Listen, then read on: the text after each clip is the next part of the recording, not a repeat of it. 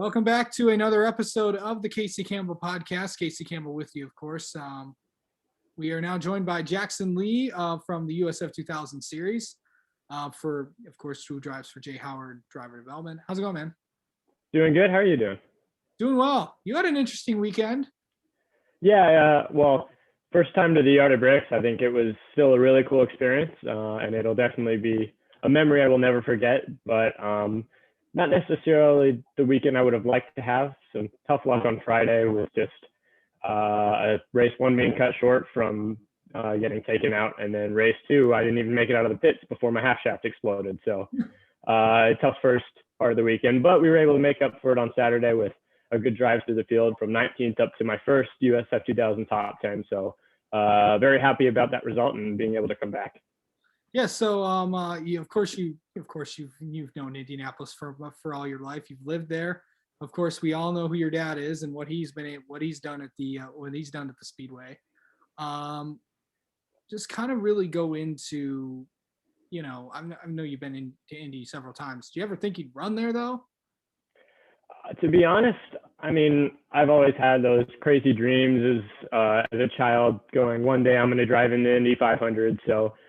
But this is what I've been working to my whole life, and you have to kind of have that mentality of this is where I'm going to be, this is what I need to get there.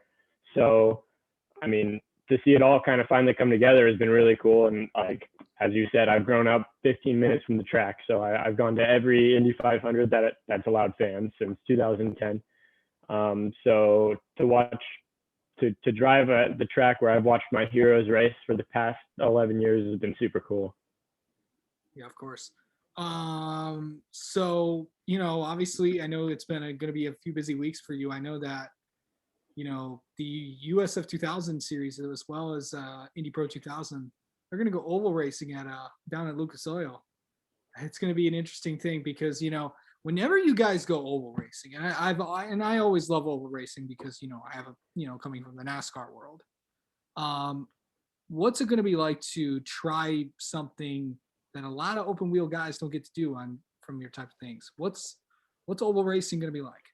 Yeah, well, I'm really excited, but I think it's definitely going to be something that we're all just going to have to go out and learn as much as we can and take advantage of every lap we get, because it is such a foreign aspect to the sport. I was able to test there a few weeks ago, and I learned pretty quick that it's a whole different driving style. And along with that, just the G-forces it puts on your neck is something that I haven't really experienced before. So I've been going up to Pit Fit to really work on getting stronger for that. So, but I'm excited. I think that we're going to have to take advantage of the test sessions we get to really learn the new aspect of oval racing. But I'm excited.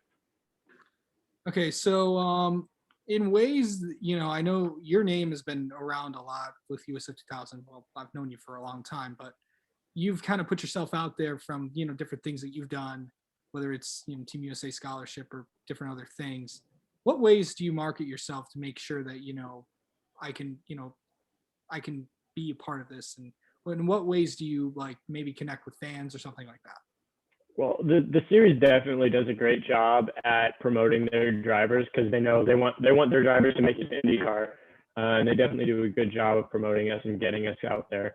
But I also try and do as much as I can on my own social media platforms. So you can follow along at Jackson Lee 52 on Instagram and Twitter, and then I have a Facebook page at Jackson Lee Racing. And along with that, I try to post as much of my highlights and some race recaps on YouTube, which is also Jackson Lee Racing. So I do things like that to try and get as much as I can out to my fans and try and build that fan base so that I can just have as much of a following to help boost my career as much as I can. Yeah. Overall, how would you rate yourself driving these Indy cars? I mean, Indy cars, USF 2000 cars. I don't know, man. Well, I'll be honest. It's definitely been a big learning curve to jump into these cars with so much more grip.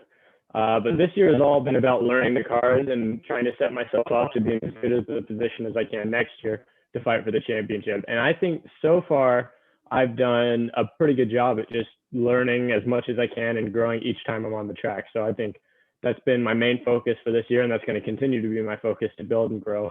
And then by the end of the year, hopefully I'm fighting for wins so that we can be in a good spot when we come into 2022. Yeah. So of course you got the Oval coming up next week. What other tracks are you excited about? I know that unfortunately you guys won't be racing at Toronto this year, but what else are you excited about?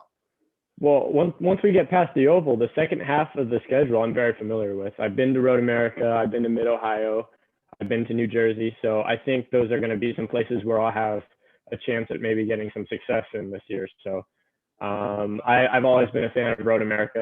I love the fast flowing, high commitment racetracks. So that's going to be a fun one that I'm really looking forward to. And along with that, the big long straightaways really promotes great racing. So I think that's going to be a really cool event. All right. All right, Jackson, thank you so much for coming on and spending a few minutes, and we'll talk to you after the Indy Oval. Thank you so much for having me.